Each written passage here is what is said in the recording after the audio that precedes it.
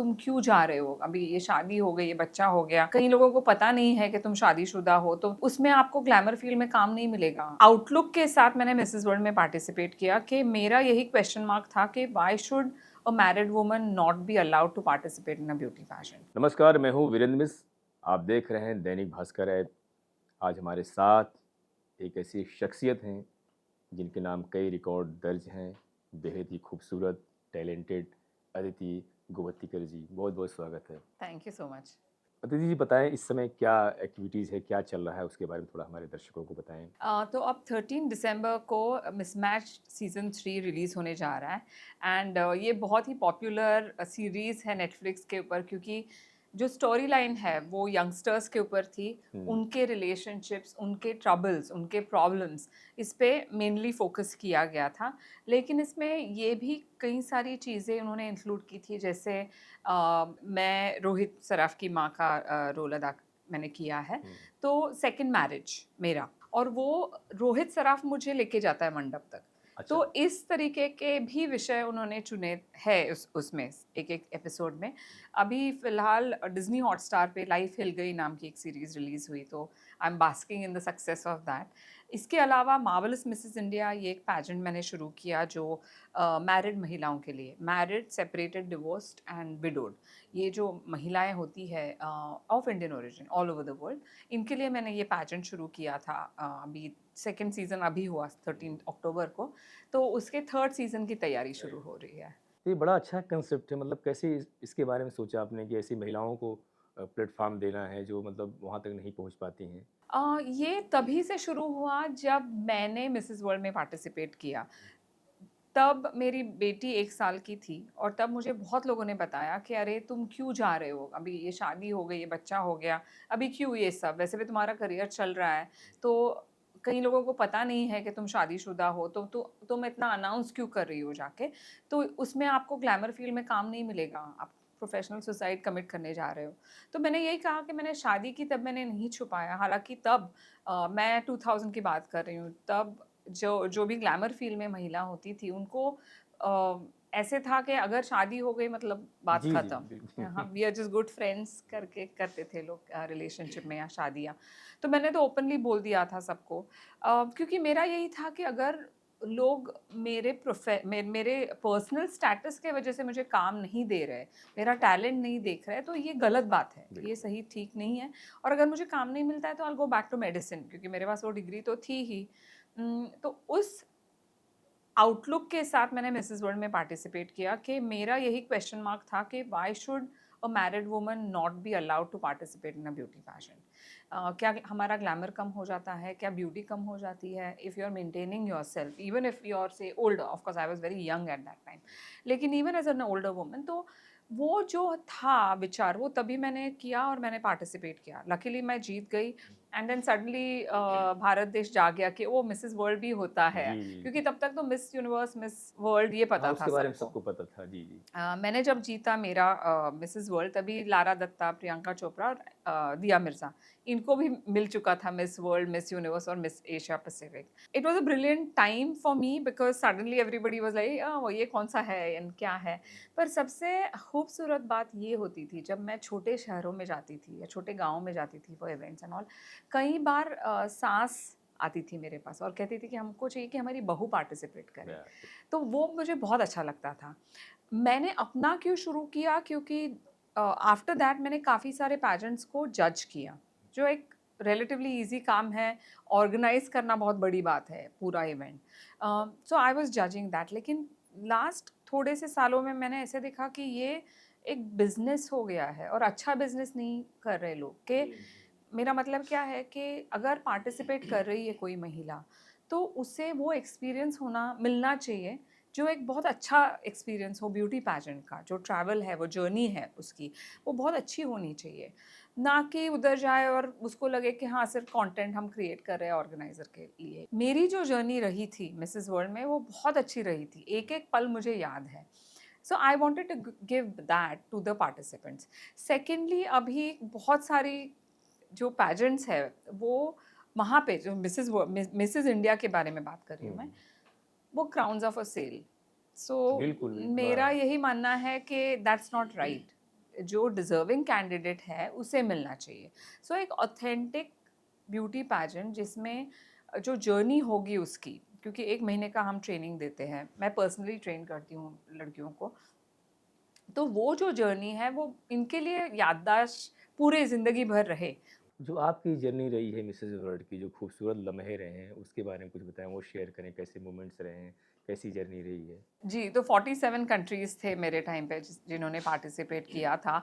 और एक ये ऐसा था कि फ़िनाले के टाइम पे बहुत सारी महिलाओं की पूरी फैमिलीज़ आई थी। जैसे कि 2 या 3 महिला थी, उनके तो आई थिंक 20-20 लोग आए थे और उन्होंने पूरा वो प्लकार्ड्स बनाया था, फ्लैग्स बनाए थे और मेरे साइड से कोई भी नहीं था। सिर्फ़ रितेश देशमुख आए थे सिर्फ़ वो शाम के लिए, क्योंकि जो हमारे एक कॉमन फ्रेंड थे उन्होंने उनको बोला था कि अरे आदिति पार्टिसिपेट कर रही है, उसके लिए कोई नहीं है वहाँ पे, there is no Indian, there is no family, nobody supporting her, तो तुम जाके बस अटेंड करो। लेकिन मैं उनको पहचानती भी नहीं थी। अच्छा, बट एक था कि कोई है, कोई है इंडिया एक से। भारतीय हाँ, है। कोई है, बिल्कुल। लेकिन एक बहुत सुंदर याद ये थी कि अ, हम सब साथ में ब्रेकफ़ास्ट करते थे, लंच डिनर करते थे। तो एक ब्रेकफ़ास्ट के टाइम पे एक बंदा आया एक बेबी को लेके छोटे, और एक जो लड़की थी वो कूदी और खुश हो गई एकदम कि अरे मेरी बेबी में, तो जिनके बच्चे थे और मिस कर रहे थे सब लोग रोने लगे। तो ऑर्गेनाइजर दौड़ के आए कि क्या हो गया, क्यों रो रहे हैं, क्या प्रॉब्लम हुआ। तो वो एक बहुत अच्छा बॉन्डिंग मोमेंट हुआ, क्योंकि जब आप आपके बच्चे को छोड़ के आते हो और 2 हफ्ते का समय, तो बहुत सारी महिला नहीं, हम नहीं जाते राइट छोड़ के इतने टाइम तक। तो वो जो था वो एकदम से ब्रेक हो गया कि अरे बहुत याद आ रही है, सब लोग रोने लगे। तो of course I also cried, क्योंकि मेरी बेबी सिर्फ 1 साल की थी तभी। तो that was a very beautiful moment. और आपने लोगों की इस धारणा को तोड़ा कि शादी और बच्चे के बाद लोग सपने देखना भूल जाते हैं, जो लोग बोलते हैं, जी। उस चीज़ को आपने तोड़ा और आम महिलाओं ने जो है आपके सपने में जो है अपने सपनों को देखा जैसे। तो वही एक वजह भी है कि मार्वलस मिसेस इंडिया जो क्रिएट किया है वो उन महिलाओं के लिए भी है कि जिनके सपने अधूरे रह गए हैं। कई बार कई लड़कियों को मिस इंडिया बनना होता है, लेकिन because of society pressure, because of family pressure नहीं जा पाती वो, या पता नहीं, मतलब पता नहीं कुड होता भी, है, हाँ। हाँ कुछ पता नहीं होता कैसे करना है, क्या करना है। उनके जो ड्रीम्स होते हैं कि मुझे मिस इंडिया बनना था, तो मिस इंडिया ना सही मिसेस इंडिया तो बन ही सकते हैं, बिल्कुल। तो उनके लिए भी मैंने ये क्रिएट किया जी, है। जी। अच्छा, बचपन में कौन-सा क्षण था जब आपने सपना देखा होगा कि मुझे यहाँ तक पहुँचना है, एक्ट्रेस बनना है या डॉक्टर बनना है? मतलब वो कैसे क्षण थे, किससे इंस्पायर रही होंगी आप? उसके बारे में थोड़ा बताएँ कुछ? तो एक्टिंग का तो मतलब हाँ, वो दूर-दूर तो तक कोई संबंध ही नहीं था, बिकॉज़ वो था ही नहीं मेरे मतलब मेरे हॉराइज़न पे कहीं पे भी नहीं था। मुझे तो डॉक्टर ही बनना था बचपन से, जब से मुझे समझ आई है तब से, राइट फ्रॉम डे वन मैंने यही कहा है कि मुझे डॉक्टर बनना है और उसकी तरफ मैं बढ़ती गई, क्योंकि लकीली मार्क्स भी मिलते थे। एंड मेरे क्योंकि मेरे पिताजी बहुत स्ट्रिक्ट थे, उन्होंने कहा था कि अगर तुमको मेरिट पे नहीं मिलता तो मैं डोनेशन नहीं देने वाला हूँ, तो तुम्हें प्राइवेट कॉलेज में तो एडमिशन नहीं दूंगा मैं, तो तुम बीएससी करो या जो मर्जी है करो। मैंने कहा अरे यार ऐसे नहीं होगा, मेरे को तो मतलब मिलना ही चाहिए। तो मैंने पढ़ाई की, काफ़ी पढ़ाई की 12th स्टैंडर्ड में, और लकीली मार्क्स मिले, तभी नीट नहीं था, तभी हाँ, 12th तब नहीं। मार्क्स पे ही मिलते थे। हुँ। तो luckily I got admission in grand medical college JJ hospital, तो वहाँ पे फिर वो शुरुआत हुई।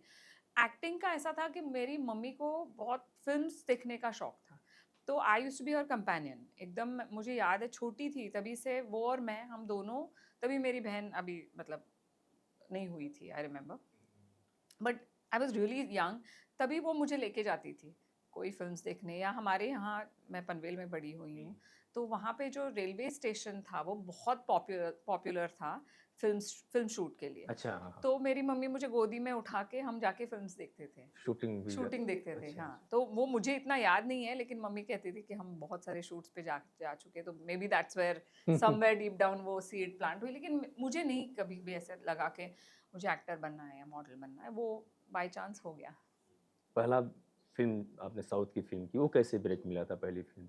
तो मुझे नए-नए चैलेंजेस बहुत पसंद हैं, और एक चैलेंज मेरे सामने यही आया कि ब्यूटी पेजेंट में पार्टिसिपेट करना। वो ऐसे हुआ क्योंकि मुझे अलग-अलग फ़ील्ड्स में दोस्त रखने का शौक है। मतलब मुझे एक ही अपने ही फ़ील्ड में लोगों के साथ दोस्ती करना, मुझे ऐसा लगता है कि फिर हमारी ग्रोथ नहीं होती। तो हम अलग अलग अगर बिजनेस से या प्राइवेट इक्विटी फंड से या ऐसे अलग अलग जगह से अगर हम बात करें लोगों से, तो हमारा जो नॉलेज है वो बढ़ता है। तो हम लोनावला गए थे सब लोग, पूरा ग्रुप।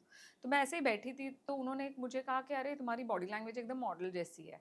तो फर्स्ट टाइम तो मुझे ऐसे लगा कि ये तो मतलब, ऐसे बोल हाँ मतलब आई सेड सुबह सुबह कोई मिला नहीं क्या तुम्हें सुबह से? तो कहते हैं नहीं सच्ची है, let's shoot a few photographs. I said shoot a few photograph, मेरे पास कुछ नहीं है, मतलब I really didn't even have a lipstick.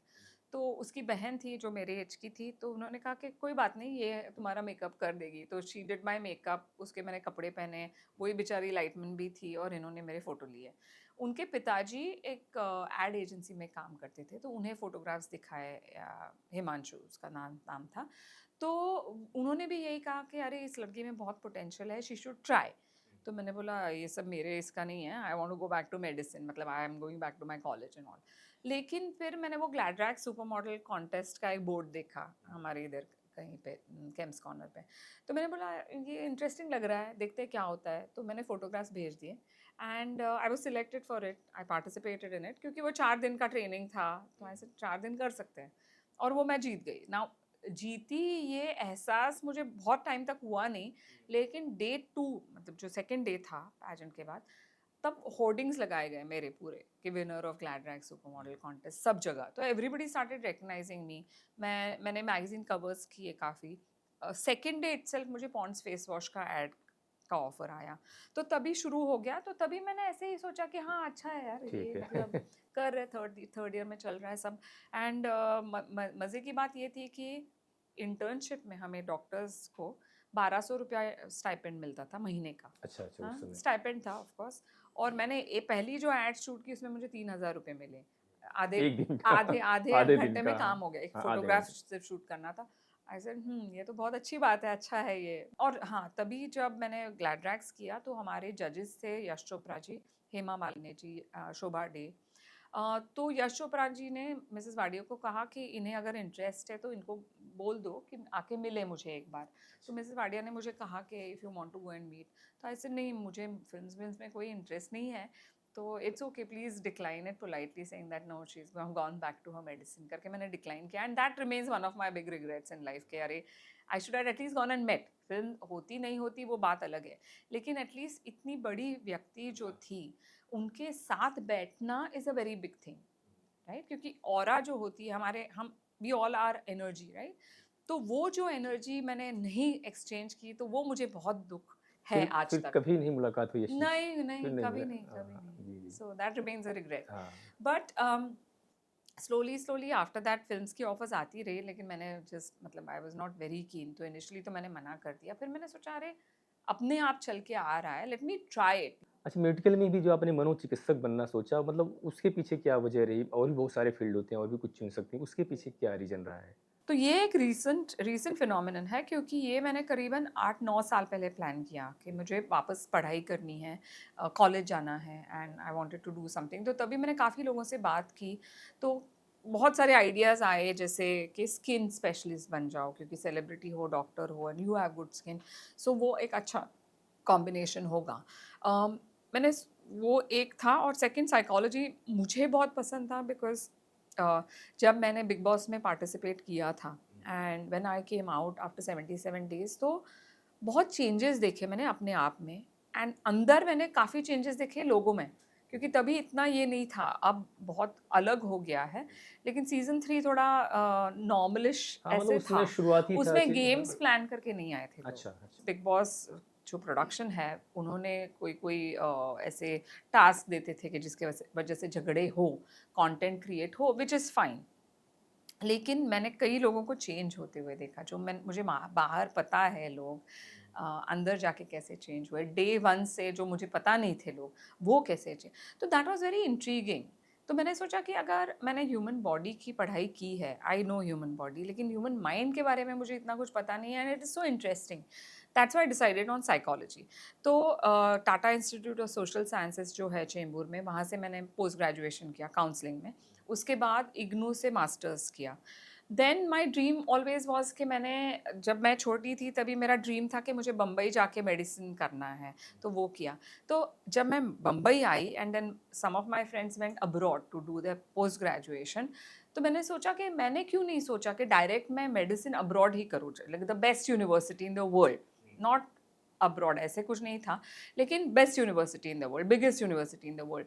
तो मैंने सोचा चलो हार्वर्ड से कर लेते हैं, क्योंकि that's one of the best universities in the world. तो मैंने सेकंड मास्टर्स फिर साइकोलॉजी में वहाँ से किया। तो जो लास्ट ईयर मुझे उसका जो डिग्री था वो मिला, Tom Hanks was the speaker, तो मैं वहाँ पे थी and then I got the masters degree from there. लोगों के मन को पढ़ना जो है बड़ा डिफिकल्ट होता है, वो कैसे कर लेते? जी, पढ़ना तो अभी तक आता नहीं है, आई विश आई डिड, लेकिन yes, it is a very interesting field, क्योंकि जो प्रॉब्लम्स या जो इश्यूज़ मैंने फेस किए हैं लाइफ में, आई नो कि वो नए नहीं हैं, लेकिन उससे बाहर निकलना कितना मुश्किल है। अगर मैं किसी को हेल्प कर सकती हूँ to come out of any problem that that person is facing, तो if I can do that then why not. तो उस नज़रिए से मैंने साइकोलॉजी की। बॉलीवुड का कैसा एक्सपीरियंस रहा? कई फिल्में आपने की, फिर दूरी बना ली, मतलब क्यों उतनी सारी फिल्में नहीं कर पाई आप? क्या रीज़न रहे हैं? उसका एक रीज़न ये था कि वो फ़ोकस नहीं था मेरा कभी भी। जो रोल्स मेरे पास आते थे, अगर मुझे अच्छे लगते थे तो मैंने किए। तो मैं यही मानती हूँ कि वो मेरा पैरेलल फ़ील्ड था। It was not my main field ever. First मैंने डिसाइड किया था कि मॉडलिंग करना है, तो वो किया, एड फ़िल्म्स, म्यूज़िक वीडियोज़, और साइड में जो-जो जुड़ता गया बॉलीवुड का, वो मैं करती गई और आज भी वही है। अगर कोई ऑफ़र आती है और अच्छा रोल है तो मैं करूँगी। मेरा ऐसा नहीं है कि अरे मुझे बॉलीवुड से नफ़रत है या नहीं, मुझे बहुत अच्छा लगता है बॉलीवुड, आई लव फ़िल्म्स, तो वो मैं करूँगी ही, लेकिन वो मेनस्टे नहीं रहा।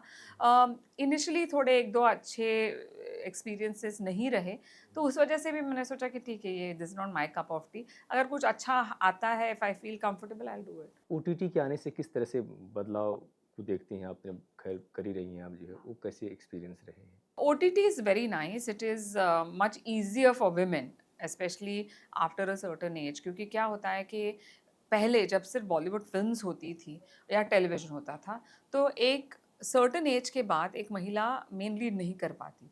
Either she becomes a heroine और हीरोज मदर, या फिर आंटी, या एक वैम्प, या छोटा रोल इधर उधर लॉ डॉक्टर लॉयर का। लेकिन अब OTT के वजह से सब्जेक्ट मैटर बहुत अच्छा अच्छा दिखाई अ, हमको दिखाई देता दिखाई है। दे रहे हैं। उसमें main character can be a woman of any as और स्ट्रॉन्ग प्रोटैगनिस्ट। तो ये एक बहुत अच्छा चेंज आया है, एंड ऑफ कोर्स कंटेंट बहुत बहुत बहुत बढ़ गया है, तो हुँ। काम भी बढ़ गया है सबके लिए। जी, जी। ओटीटी का ने बहुत सारी एक्ट्रेसेस जो है जो 40 प्लस की हो गई हैं, काम कर रही हैं। जूही जी भी आई जो है, एक तो अच्छा प्लेटफ़ॉर्म तो खुला है जो है। तो मिस मैच के लिए किस तरह से अप्रोच किया होगा उन लोगों ने? वो क्या उसमें ख़ास लगा कि जब आप जुड़ी होंगी फर्स्ट सीज़न से? तो पंचमी घावरी कास्टिंग डायरेक्टर थी। उन्होंने मुझे फ़ोन किया और मुझे बताया गया कि ऐसा-ऐसा रोल है मिसमैच्ड, उसमें रोहित सराफ की माँ का रोल है। तो मेरा फर्स्ट था, अरे रोहित मतलब he is such a good actor and it is a this thing, तो रोल अच्छा है ना। तो बिकॉज़ उसको मैंने स्काईज़ पिंक में देखा था, जहाँ पे प्रियंका चोपड़ा ने उसकी मदर का रोल किया था। And the film was very, very beautiful and he did a great job. So I said it seems like a very good role. तो मैंने उस पंचमी से यही कहा कि लेट मी नो क्या रोल है, कैसा है, because if it is just a very small thing then मुझे नहीं करना है, क्योंकि मेरी फर्स्ट सीरीज़ थी वो नेटफ्लिक्स के ऊपर। सो उन्होंने कहा नहीं, अच्छा रोल है, it's very interesting, because she leaves her husband, she leaves the children also, क्योंकि जो हस्बैंड होते हैं उनके, ही इज़ अ फिलैंडर, तो वो चीटिंग करते रहते हैं, and then she gets fed up and she leaves and then she becomes a successful hotelier. तो ऐसा रोल था फर्स्ट सीजन में। सेकंड सीजन में of course remarriage and all that, तो it was a very good role, so I said okay fine, let's do it. Favourite directors कौन से रहे हैं आपके, जिनके साथ आपने सोचा होगा कि काम करने का मौका मिले? फेवरेट डायरेक्टर्स एक तो Mani Ratnam, he was somebody who I really want to work with. Priyadarshan, जिनके साथ चांस मिला मुझे, हाँ, very chance. Fortunate that I was able to work with him. Then of course the fluff, the beautiful Bollywood, this thing like Karan Johar hai, Rajkumar Hirani is a brilliant this thing. So I mean there are so many of them. उस समय कैसा माहौल था? दे दनादन की अगर बात करें जो है सेट का माहौल को एक्टर्स के उस तरह के कुछ किस्से बताएँ शूटिंग के दौरान? बहुत बहुत मज़ेदार था because I think Priyadarshan himself is a very happy person. The captain of the ship जैसे कहते हैं कि वो if he is that kind of person तो पूरा माहौल वैसे ही हो जाता है। ये जोक था कि देयर वर 23 नोन आर्टिस्ट्स, हुँ। 23 नोन बिल्कुल, आर्टिस्ट्स। बिल्कुल। तो वही जोक कर रहे थे कि अरे इसमें जो पेड़ होगा ना वो भी एक नोन आर्टिस्ट को ला के उसको खड़ा कर देंगे। जो मुर्दा था एक, they said this is also known person. तो वो बहुत मज़ा था। And first day when we were shooting in Singapore, तो फर्स्ट डे का वो दौड़ने का सीन था पूरा, यहाँ से वहाँ सब लोग भाग रहे हैं। हमें बुलाया गया, we did this thing and then they said okay now the next shot is at so and so, सब लोग गायब हो गए। तो प्रियदर्शन रियलाइज्ड कि ये सबको जमा करने में बहुत टाइम जाएगा। Then he said nobody is going anywhere. ये एक उन्होंने बड़ी मीटिंग रूम ले ली, एवरीबडी विल वेट हियर।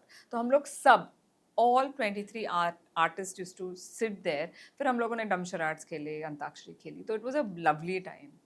सबसे चैलेंजिंग मोमेंट्स क्या रहे? एक फिजिकली चैलेंजिंग वो था जब वो टाँकी टूटती है पानी की एंड देन हम लोग बह जाते हैं, तो वो इतना फोर्स से पानी आया था। एक ही टेक ऑफ कोर्स हम लोगों ने किया, चांस ही नहीं था वो दूसरा सेकंड टाइम करना। कि जब मुझे पानी ने हिट किया, वो इतना फोर्स से किया, तो मैं कहाँ चली गई, मुझे जब मैं बाहर निकली तो एक्चुअली आई डिडंट नो, मतलब पूरा ओरिएंटेशन ही चला गया था कि कहाँ मैं बह के चली आई। तो that was a very challenging moment in that sense, because वो it takes you back right when you are not oriented, जो होता है हमारा ओरिएंटेशन। खतरों के खिलाड़ी के समय जो है काफ़ी खतरनाक वो तो बड़ा हाँ, अजीब ही माहौल होता है, वो कैसे थोड़ा बताएँ दैट वाज़ मुझे? है आउटस्टैंडिंग। ना? वो मैं वापस करूँगी ज़रूर अगर हाँ। मुझे चांस मिलता है तो। क्योंकि इवन टुडे पीपल आस्क कि क्या स्क्रिप्टेड था? तो वही मैं कहती हूँ कि नहीं, बिल्कुल भी स्क्रिप्टेड नहीं था। इनफैक्ट वो हमारे आँख के ऊपर पट्टी बाँध के हमें लेके जाते थे, हाथ पकड़ के, जहाँ पे भी, मतलब बाय द लेक, और अगर टॉल बिल्डिंग है तो वहाँ पे, या साइकिल का जो भी स्टंट होता था ना, हमें पता नहीं होता था।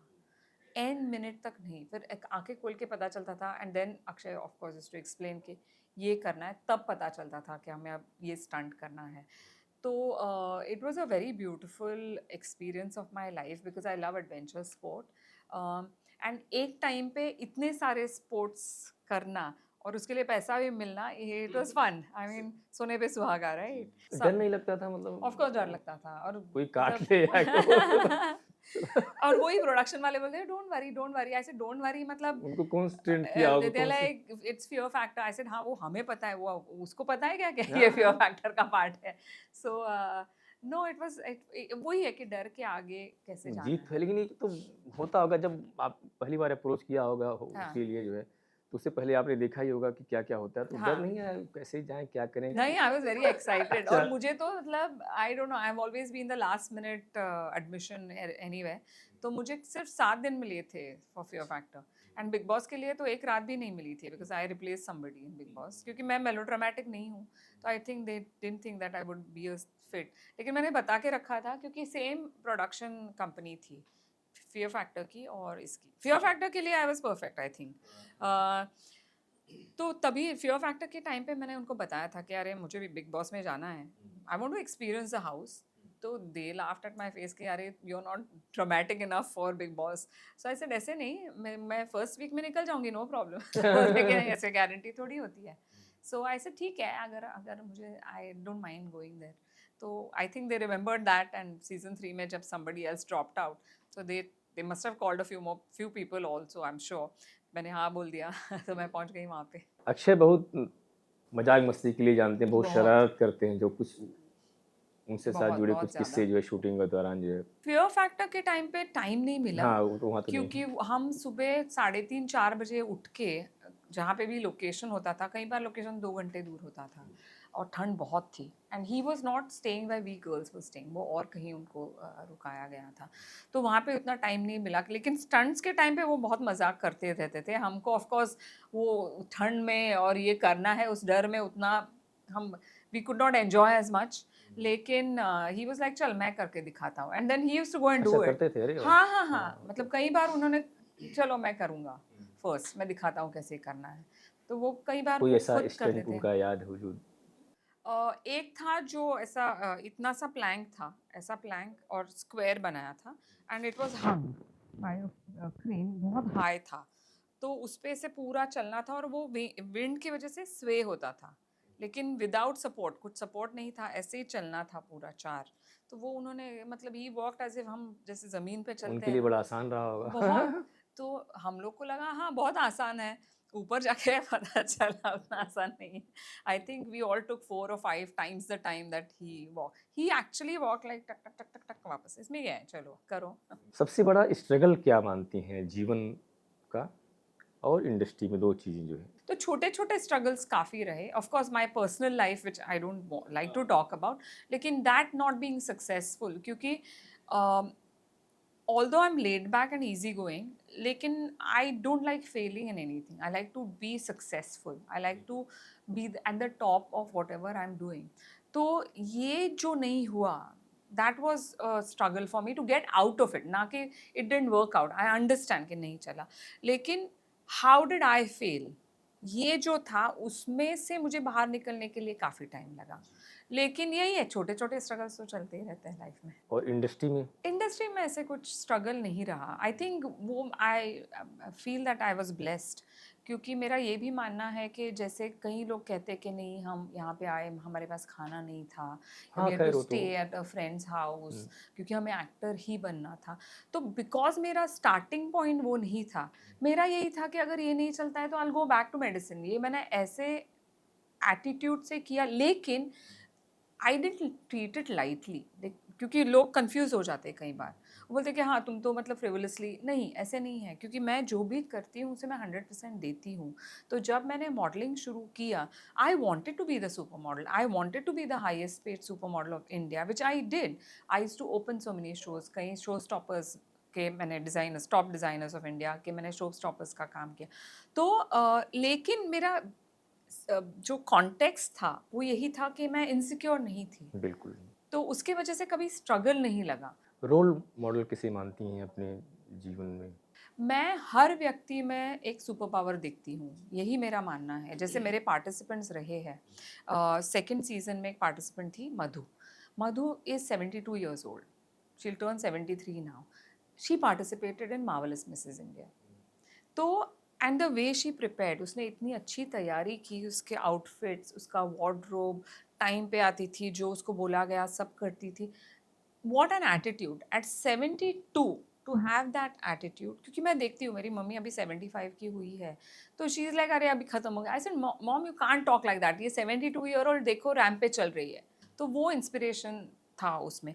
तो ऐसे बहुत सारी महिलाएं और even men, there is some super power in each and every human being, और अगर हम उस पर फोकस करें ना तो उससे बहुत हम सीख सकते हैं। आपकी सुपर पावर बताओ? बताइए। Prediction. You prepare well for an interview.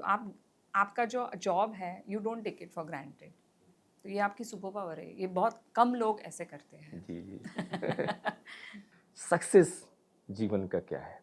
Personal success का जो डेफिनेशन होता है, that changes also over a period of time. 10 साल पहले मैं जो सक्सेस मानती थी, आज मैं वो सक्सेस नहीं मानती, मेरा डेफिनेशन चेंज हो गया है।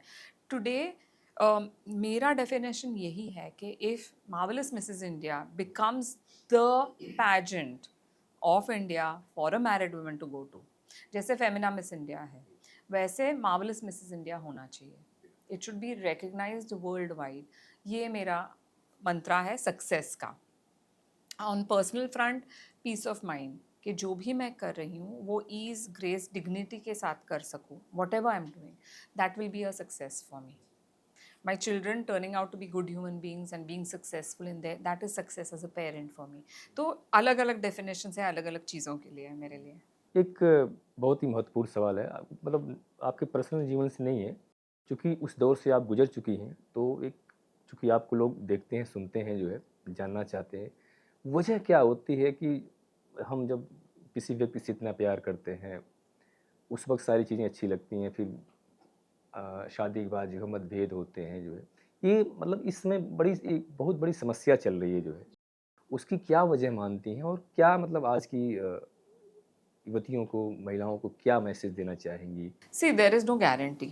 अनफॉर्चुनेटली रिलेशनशिप कोई वारंटी गारंटी के साथ नहीं आता, लेकिन यही है कि अवेयरनेस होनी चाहिए। एक हमारे जो बेसिक वैल्यूज़ होते हैं, प्रिंसिपल्स होते हैं, अंडरस्टैंडिंग होती है, वो लेके दूसरा जो व्यक्ति है, क्योंकि in a relationship there are two people always, it's not only you. और एक बात ये होती है कि हम ग्रो होते हैं लाइफ में। Today who I am, next year I am not the same person. मैं अलग व्यक्ति बन चुकी हूँ, physically as well as mentally. दूसरी व्यक्ति is the same thing. So if I meet you next time, you are not the same person, आप कोई और व्यक्ति हो गए हो because of the experiences and because of your interactions. तो वो ग्रोथ अगर साथ हम नहीं कर पाए, 19-20 तो होगा ही, इट्स नॉट पॉसिबल कि everybody will grow in the same at the same speed. 19-20 का जहाँ स्टार्टिंग पॉइंट पे हम यहाँ है, अगर वो बहुत एक व्यक्ति आगे निकल गई और दूसरी पीछे रह गई, तो वो क्लेश हो सकता है, पर्सनालिटी डिफरेंसेस हो सकते हैं, बिलीफ सिस्टम चेंज होते हैं, उसके वजह से प्रॉब्लम्स हो सकते हैं। तो यही है कि अवेयरनेस, हर टाइम अवेयरनेस, माइंडफुलनेस होना, माइंडफुलनेस रखना बहुत ज़रूरी है in a relationship. Secondly, I think today, if you ask me, today सबसे बड़ा प्रॉब्लम क्या है, वो है your cell phone. I think cell phone की वजह से बहुत सारे रिश्ते बहुत सही टूट बात रहे कही हैं। आपने। लेकिन आपके बच्चे के साथ, आपके माता पिता के साथ, आपके सिबलिंग के साथ क्वालिटी टाइम स्पेंड करना विदाउट द फोन और विदाउट लुकिंग एट योर, क्योंकि स्मार्ट वॉच में भी नोटिफिकेशन आता है, I am talking to you and you look at your, I am going to be like, I am not important enough, that message is more important. उसके वजह से हमारा brain भी श्रिंक होते जा रहा है। It is not healthier, loneliness बढ़ते जा रहा है, डिमेंशियाज जो है, ओल्ड एज डिजीजेज है, कि अरे मैं तो भूल गई, हाँ उम्र हो गई मैं भूल गई। ऐसे जब मेरी माँ मुझे कहती है, तो मैंने कहा कि ये आप एक्सक्यूज़ लिख कर रहे हो, क्योंकि you are not suppose to. Old age में भी हमारी मेमोरी इंटैक्ट रह सकती है। बिल्कुल। अब वो एज है, कम होते जा रहा है। 40-year-old, 50-year-old, we don't remember, I don't remember so many things, and then I become aware कि मैंने चाबी कहाँ रखी, स्मॉल थिंग। मेरे फ्रेंड का बर्थडे था, मैं भूल गई। पहले नहीं होता था ऐसे, अब हो रहा है, उम्र हो गई। नहीं, नहीं, उम्र को तो हाँ, बिल्कुल। ये एक्सक्यूज है, and this is something that we have to become aware of, and we should become aware of it today. क्योंकि जब एक माँ बच्चे को आईपैड देती है रेस्टोरेंट में और प्राउडली कहती है कि मेरा 1 साल का बच्चा स्वाइप कर रहा है, मैं उसे यही कहती हूँ कि प्लीज़ डोंट डू दिस। उसका ब्रेन ग्रोथ है, वो आप पूरा ख़राब कर रहे हो। पर वही है, इट्स चीप नैनी। मैं देख रहा हूँ बच्चों में जो है इतनी मोबाइल की आदत पड़ गई है, मतलब अगर उनसे मोबाइल छीनिए तो चिड़चिड़ापन, बहुत ये चिढ़ते हैं बड़ी लोग, मतलब या भयंकर बीमारी है, मतलब पता नहीं क्या होगा। एडिक्शन है, it's an addiction, and a child doesn't understand. उसमें वो रैशनल माइंड का ग्रोथ नहीं हुआ होता है, वो बाद में होता है एज के हिसाब से। तो उसे समझ में नहीं आता क्यों मैं मना मैं, और माँ तो देख रही है, पिता तो देख सब रहा है, देख रहे हैं, लोग भी देख रहे मुझे हैं। क्यों नहीं मिल रहा है। सो वो एक बहुत समस्या हो गई है। Anyway, I mean it's a little too serious the नहीं, नहीं, बहुत अच्छी बात कही है आपने। 7 जन्मों का जो होता है ना, बोलते हैं शादी 7 जन्मों का बंधन होता है। कॉन्वर्सेशन। इस वाक्य से आप कितना इत्तेफ़ाक रखती हैं? अब तो ये हालत हो गई है कि एक जन्म ही हाँ। एक नहीं टिक रहा है। जी, जी, जी। सो मतलब 7 जन्म का तो, हाँ। 7 जन्म को बहुत दूर की बात है। लेकिन ऐसा भी है कि if you think about, if you believe in, now yes, this yes. Is a very again, हाँ। मैं बहुत बात कर सकती हूँ नहीं, इस नहीं, विषय कीजिए, पे, कीजिए, कीजिए, अच्छी बात हो रही है। कि बर्थ एंड रीबर्थ एग्जिस्ट करता है कि नहीं, ये सबसे पहला क्वेश्चन है। हिंदू, हम अगर ले हिंदू रिलीजन या सिविलाइजेशन के, हमारे फिलॉसफी के हिसाब से है। हुँ। हम्म?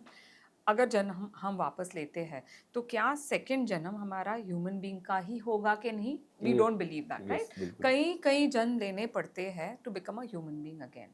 सो अगर मुझे समझो, मैंने 10 और मतलब कीड़ा मकोड़ा ये सब करके फिर मैं 11th इसमें मैं वापस ह्यूमन बीइंग बन के आई। अगर मैं महिला या वॉट पुरुष हुई, तो मेरा जो पार्टनर है, वो भी वही टाइम पे होना चाहिए ना, ह्यूमन बीइंग। बिल्कुल, उसकी बिल्कुल। Journey correct. कितनी है क्या पता, हुँ। कि वो 9वें इसमें ही ह्यूमन बीइंग बन गया और इसमें वो कुत्ता बन गया, और वो मेरा कुत्ता बन के आया, तो वो तो फिर मेरा स्पाउस नहीं रहा, राइट?